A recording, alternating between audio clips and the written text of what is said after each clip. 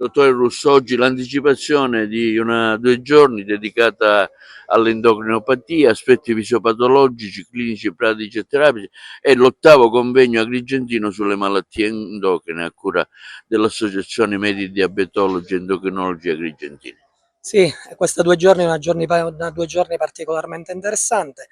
L'attenzione diventa sempre maggiore nei confronti delle malattie metaboliche, nei confronti delle malattie endocrine. Oggi abbiamo tanti relatori e tanti esperti che si occupano a 360 gradi delle malattie metaboliche e delle malattie endocrine, non solo endocrinologi, ma anche gastroenterologi, radiologi, biologi, farmacisti. Oggi siamo tutti a confronto per comprendere quali siano i meccanismi fisiopatologici e quali siano poi i risvolti terapeutici migliori per i nostri pazienti, e sicuramente farlo insieme, farlo in sinergia diventa un obiettivo, e l'obiettivo è quello di aver creato oggi questi corsi di formazione teorico-pratici che risultano essere fondamentali per poter parlare tutti la stessa lingua e per poter trattare al meglio i nostri pazienti, dai pazienti diabetici ai pazienti con malattie di fegato, ai pazienti che necessitano di un percorso di trattamento volto alla perdita di peso. Oggi elemento estremamente importante che deve essere gestito nel migliore dei modi non solo dai medici, ma anche dai biologi nutrizionisti, da tutte le figure che collaborano per la gestione della salute dei pazienti. Sicuramente si parlerà dell'IA, intelligenza artificiale, e in che modo può aiutare diciamo, per la malattia e anche per il paziente. Ma oggi l'intelligenza artificiale è un elemento estremamente importante nella gestione della salute dei nostri pazienti. Basti pensare come i pazienti diabetici tipo 1 oggi accedono alle terapie farmacologiche con degli strumenti che funzionano mediante degli algoritmi di intelligenza artificiale, per cui è chiaro che oggi l'intelligenza artificiale è posta al centro della discussione, ma non è solo intelligenza artificiale. Ricordiamoci che oggi dobbiamo sempre scegliere, dobbiamo utilizzare sempre la nostra intelligenza e cercare di arrivare a quelle che sono le conclusioni diagnostiche più precise possibili, per poter dare poi quel risvolto terapeutico ai pazienti che necessitano delle nostre scelte, dell'intelligenza umana, per poter arrivare a quelli che sono i percorsi terapeutici migliori da proporre per gli stessi. Dottore Montalto, lei è uno degli organizzatori di questo 8° convegno agrigentino sulle malattie endocrine, 2 giorni in collaborazione col CRU, dove vede appunto riunire tanti importanti medici, professori, discutere sul problema del diabete a 360 gradi. Sì, l'8ª edizione del nostro convegno di endocrinopatia, e non solo diabete, sì, tanto diabete sicuramente, è una patologia fondamentale che ha un'incidenza importante proprio dal punto di vista epidemiologico, ma noi affrontiamo, grazie a relatori tra l'altro di altissimo profilo, il diabete a 360 gradi, dalla prevenzione alla terapia, all'integrazione nutrizionale piuttosto che quella sportiva, perché oramai i tempi sono maturi per vedere la patologia a 360 gradi, quindi non soltanto farmaci, ma anche una visione, diciamo, olistica del paziente. Quindi non si parlerà soltanto di diabete, si parlerà anche di tiroide, si parlerà anche di patologie andrologiche, quindi un congresso di endocrinologia a 360 gradi. Qual è la situazione ad Agrigento? Lei opera su Agrigento in particolare. La situazione di Agrigento è una bella situazione, vorrei dire, perché comunque ci sono diverse professionalità che si occupano di endocrinologia. Abbiamo da poco tempo con il dottore Russo, protagonista del nuovo avviato l'ambulatorio per i pazienti con diabete di tipo 1, quindi tutto quello che riguarda la gestione del paziente di tipo 1, l'impianto dei microinfusori. E quindi diciamo che oggi il paziente diabetico ad Agrigento sicuramente ha la possibilità di un trattamento a 360 gradi, quindi può essere visto nella sua completezza, non ha più bisogno di andare fuori per un impianto per esempio di microinfusori. È più diffuso tra i giovani, tra le donne, le persone anziane, è un po' una casistica. Il diabete, sì, il diabete sicuramente è una patologia che riguarda di più l'età adulta, ma oramai sono tanti i casi di diabete di tipo 2 anche nei giovani, e questo è sicuramente legato a quello che è lo stile di vita non regolare, quindi parlo di cattiva alimentazione, parlo di mancanza di attività fisica, sono tutte queste condizioni che fanno sì che oggi abbiamo pazienti giovani, parlo di adolescenti con diabete tipo 2, sono dei dati fortemente in crescita, e quindi noi dobbiamo andare a intervenire là, dobbiamo intervenire sui ragazzi, migliorando lo stile di vita di questi ragazzi, facendoli mangiare bene, facendoli fare sport.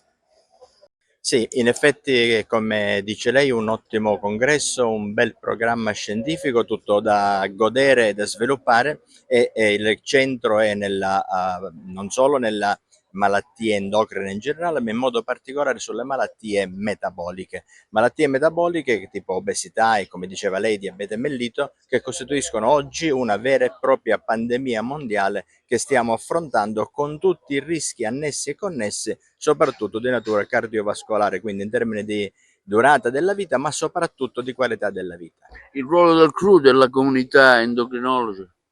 Il ruolo della CRU è un ruolo molto importante, perché è un movimento, come potremmo dire, culturale, scientifico, tra medici con competenze diverse, quindi andiamo ovviamente dagli endocrinologi ai cardiologi, ai radiologi e tutto quello, i medici di medicina generale, tutti quelli che si vuole, che si sono messi insieme in una forma di tipo community, e permette quindi di scambiare le informazioni da un settore a un altro settore in un contesto, come si dice, di multidisciplinarità, fermo restando ovviamente che ognuno, acquisite le nozioni di base, poi svolge il proprio lavoro nell'ambito in cui lui è più portato ed è più esperiente del suo settore specifico, ma sa che si può avvalere di colleghi che sono a tiro di schioppo e che sono in grado di affrontare la situazione del paziente, la situazione clinica del paziente in maniera più completa, come si dice, olistico, cioè nel suo insieme. E questo aiuta moltissimo, diciamo,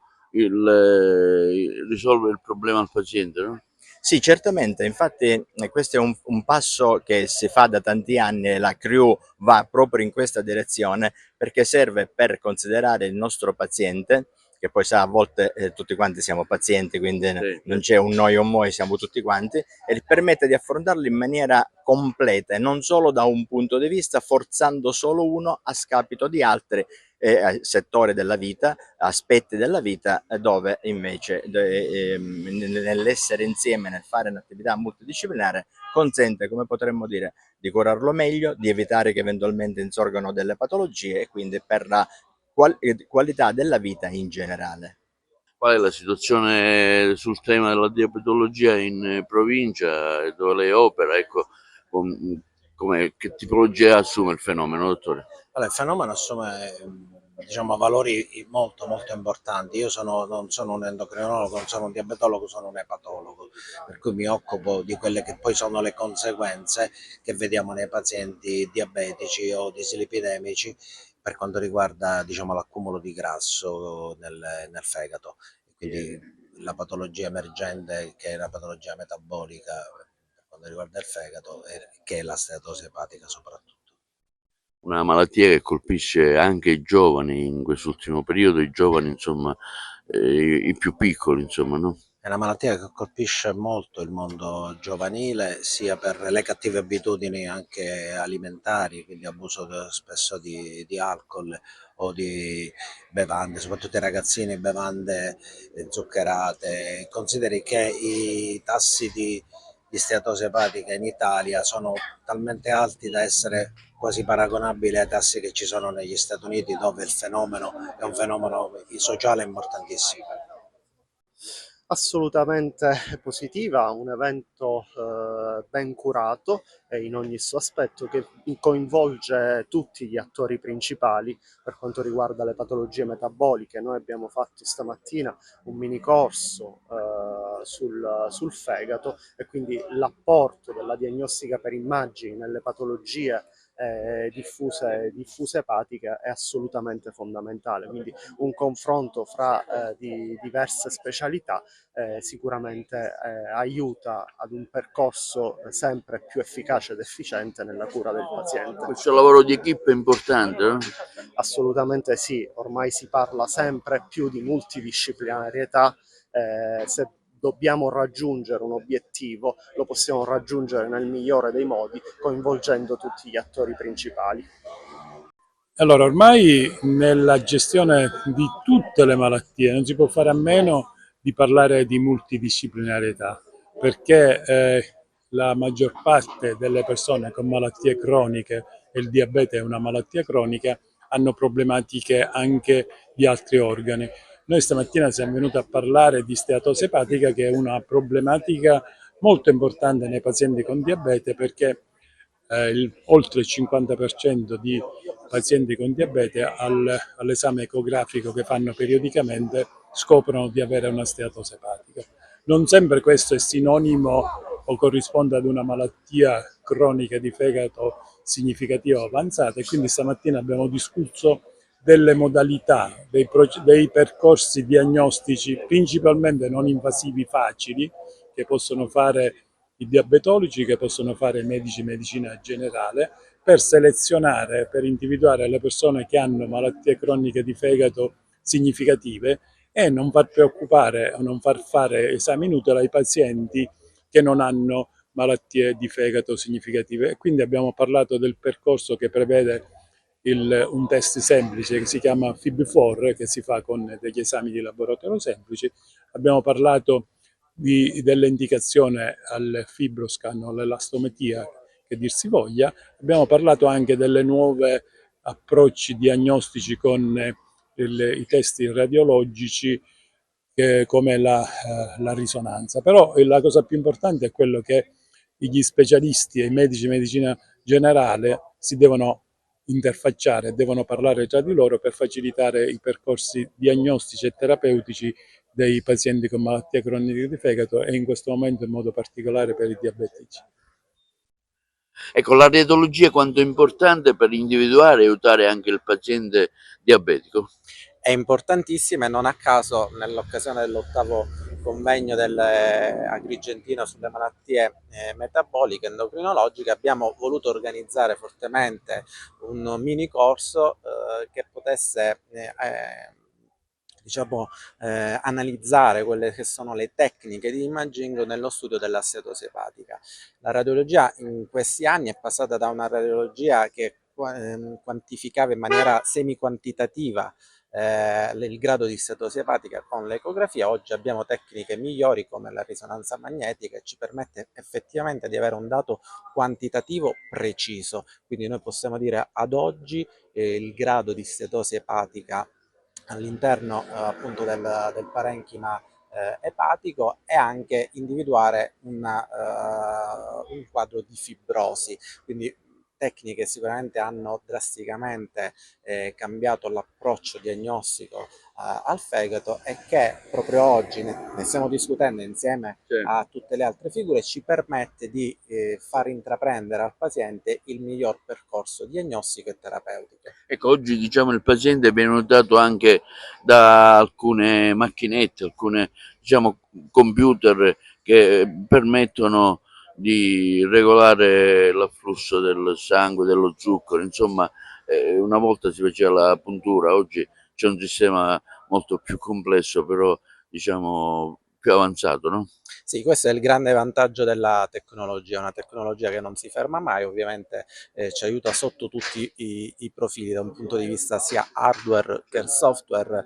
Anche noi in radiologia abbiamo metodiche che oggi si sono completamente stravolte, l'intelligenza artificiale ci sta aiutando in questo, e quindi questo migliora sicuramente anche, in fin dei conti, poi la qualità di vita dei nostri pazienti. Il fattore ereditario quanto è importante, dottore? Ma l'eredità è sicuramente importante, è un bagaglio genetico che noi ci portiamo, che in alcune malattie è sicuramente determinante. Conoscerlo prima ci aiuta sicuramente a prevenire l'insorgenza di eventuali malattie, o quantomeno diciamo di stabilizzarne la loro evolutività. Diabete 1 e diabete 2, ce ne sono, qual è la differenza? Allora, il diabete 1 è una patologia che effettivamente sì, ha una sua ereditarietà e insorge in giovane età nei pazienti. Il diabete 2 è una tipologia di diabete che può insorgere secondariamente, anche in associazione a stili di vita del paziente, che può essere ovviamente gestibile